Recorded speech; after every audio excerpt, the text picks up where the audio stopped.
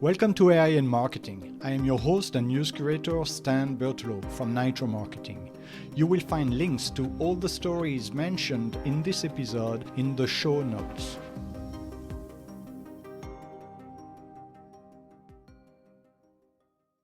Hello, this is Naya, your voice for today's headlines.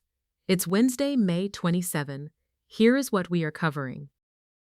In May 2026, the tech world was shaken by the emergence of AI agents, primarily driven by Anthropic's Claude code and the open-source tool OpenClaw. In August 2025, Peter Steinberger, a self-proclaimed Claude holic, organized a meetup in London for enthusiasts captivated by these advanced coding tools. Claude Code's Opus 4.5 version, released later that year, significantly enhanced programming capabilities, outperforming human candidates in complex tasks. This sparked a surge in interest among developers, who likened the experience to gaining superpowers. Steinberger further contributed by launching OpenClaw, enabling users to create personal AI agents that autonomously manage tasks using Claude Code's advancements. The tool quickly gained popularity, amassing over 100,000 stars on GitHub within weeks. This marked the onset of the AI agent era, attracting tech-savvy individuals willing to embrace the challenges and risks involved. The release of Opus 4.5 in November 2025 was a pivotal moment, with Anthropic's tool achieving unprecedented efficiency in coding tasks. Industry leaders like Gary Tan and Ryan Peterson became avid users, experiencing dramatic productivity increases. The AI agent's capabilities captivated users, leading to a shift in focus from traditional responsibilities to exploring AI's potential. This technological revolution, reminiscent of the 1980s computer boom, is poised to redefine how people interact with computers, as noted by tech figures like Marc Andreessen. Next, Google's recent introduction of AI mode marks a significant shift in how information is discovered and utilized online, particularly impacting B2B discovery.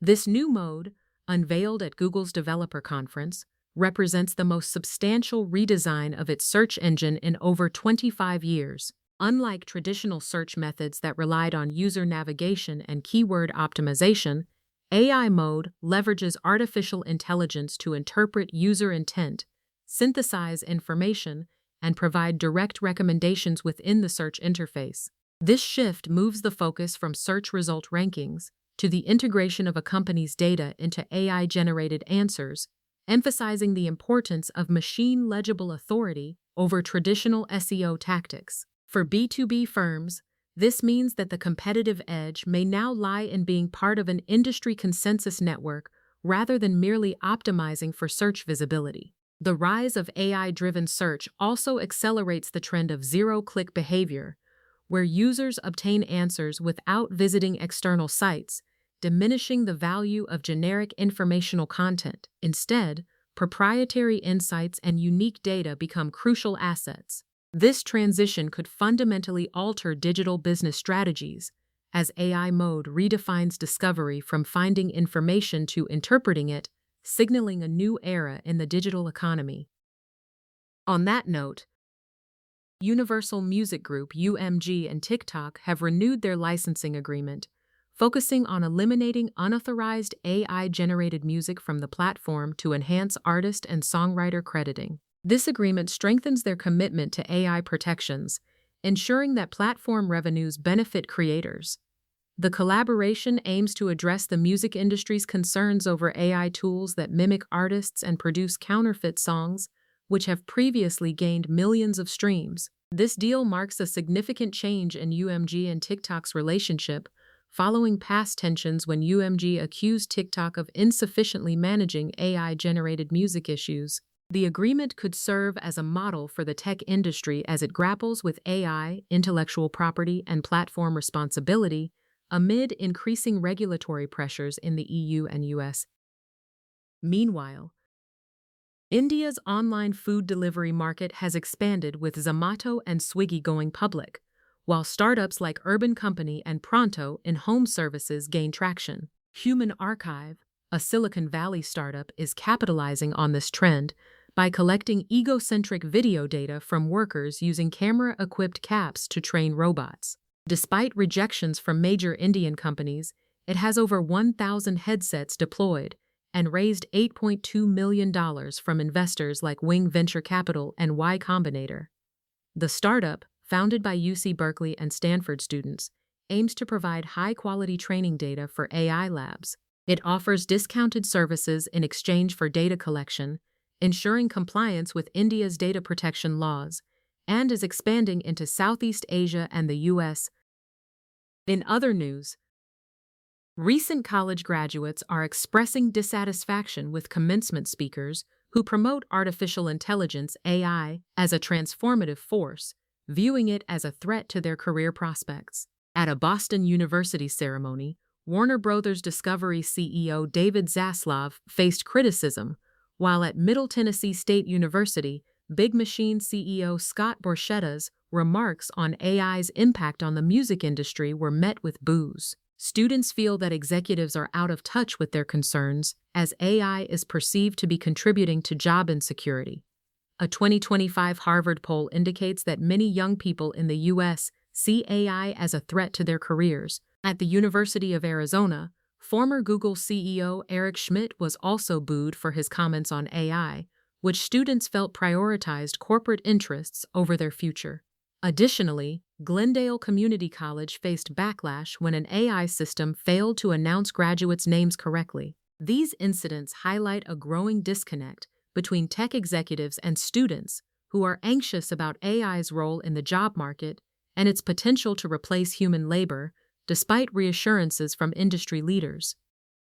After that, Pope Leo XIV, the first American pope, has issued a significant theological statement on artificial intelligence (AI), titled Magnifica Humanitas, or Magnificent Humanity, urging AI leaders to consider the technology's potential dangers. This document, released at the Vatican, marks a major moral intervention on AI from a religious leader, aiming to integrate Catholic values into the largely secular and American-dominated tech industry. Pope Leo called for AI to be disarmed, likening it to nuclear disarmament, to prevent it from becoming a tool of domination and exclusion. The event featured Christopher Olah, co-founder of AI company Anthropic, highlighting the Vatican's effort to engage with influential tech figures. Cardinal Blase Cupich emphasized the need for collaboration between the Church and tech leaders to ensure AI preserves human dignity. The Vatican has been actively involved in global discussions on AI, previously holding Minerva dialogues with tech leaders and advocating for regulation. The encyclical challenges the concentration of power in tech companies and stresses the importance of public oversight.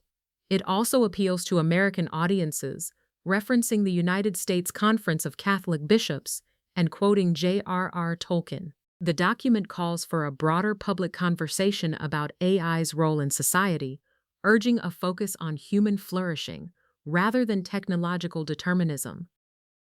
With that said, 1/Size, a beauty brand by Patrick Starr, launched a Formula One-themed campaign to promote its new Oil Sucker liquid blotting paper spray. The campaign, developed with Fred and Fareed Paris, featured influencers Paloma Sanchez, Tony Bravo, Kennedy Urick, and Stephanie Glamzilla Santana, and was showcased at the Miami Grand Prix. This marks OneSize's first global campaign and reflects its strategic move into motorsports. Juliette Tang, the brand's president, emphasized the importance of performance and community in their approach, using the high-energy world of Formula One to connect with audiences.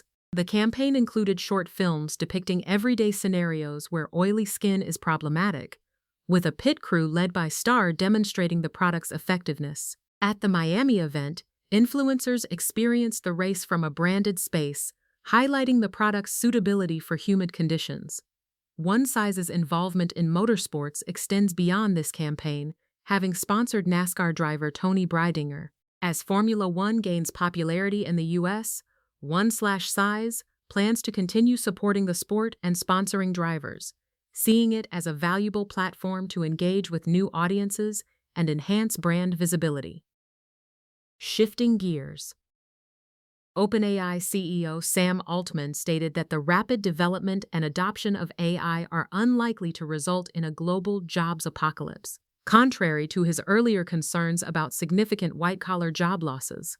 Speaking at a conference in Sydney, Altman acknowledged that while OpenAI's technological predictions were accurate, the social and economic impacts were overestimated. He expressed relief that AI had not eliminated as many entry-level white-collar jobs as anticipated, attributing this to the irreplaceable human element in many roles. Altman noted that despite AI's increasing role in various industries, human interaction remains crucial, as demonstrated by his personal experience with AI handling communications. He emphasized that the human aspect of employment cannot be fully replaced by AI, suggesting a different jobs outlook than initially feared.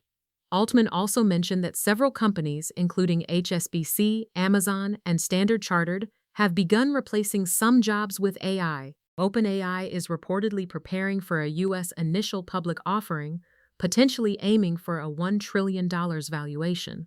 Altman concluded that the anticipated jobs crisis may not materialize as some in the industry have predicted.